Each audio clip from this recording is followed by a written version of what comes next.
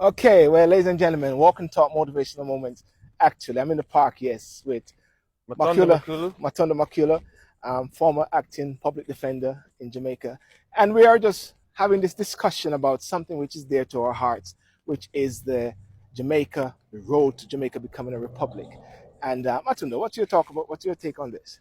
Well, my take is I'm happy that we've reached that stage where we're gonna move the the king as our head of state. In the King's Park. We are in the King's Manor. I keep telling you on the We're in the man. King's Manor.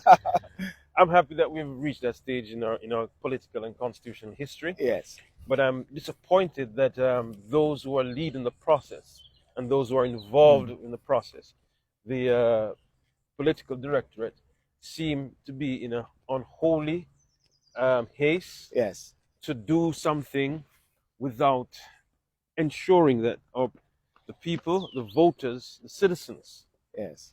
are sufficiently informed Hmm. about what it is that they're getting rid of Yes. and equally what will replace it. But Matunda, at the same time, you said they're not sure, but people believe and know and think that they are getting rid of the king. Yeah, they know that they're getting rid of the king. They don't Yes. know what it is that the king's representative, the governor general, has always done Yes. in our constitution. Hmm. But equally, people don't and have not been told, and there hasn't been a conversation about what type of head of state we can now have. Yes. What has been literally rammed down the throats of the citizens Yes. is this notion that we must replace the king with a ceremonial president, a bit like just like what Barbados has done. Yeah. Now, when you have that sort of change, Sid, Yeah. you and I know that's not a real change. Yes. The governance structure hasn't changed. I'll give you an example.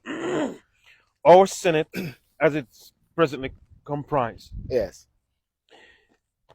doesn't really lend itself to any real difference between what happens in the lower house and what happens in the upper house. Mm-hmm. Same thing.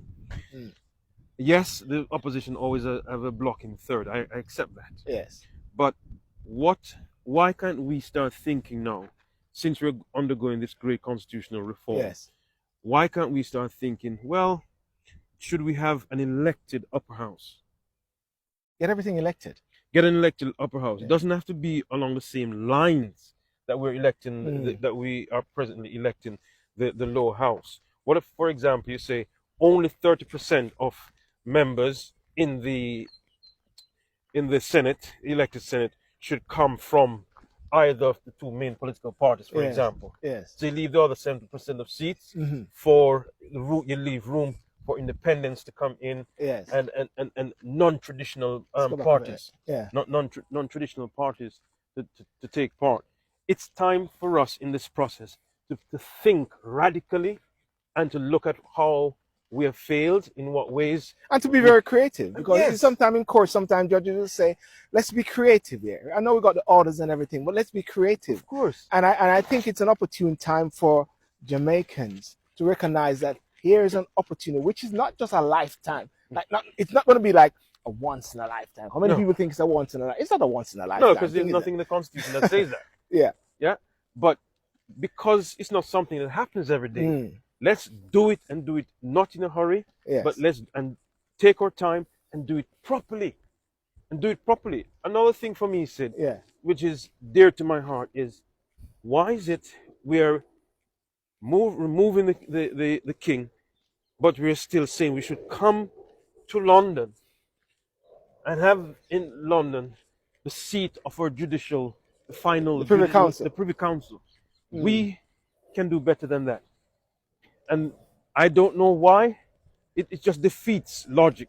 Mm. It's easier to abolish appeals to the Privy Council than it is procedurally to remove the king. Wow. But we have decided to remove the king, but we still want to come to the king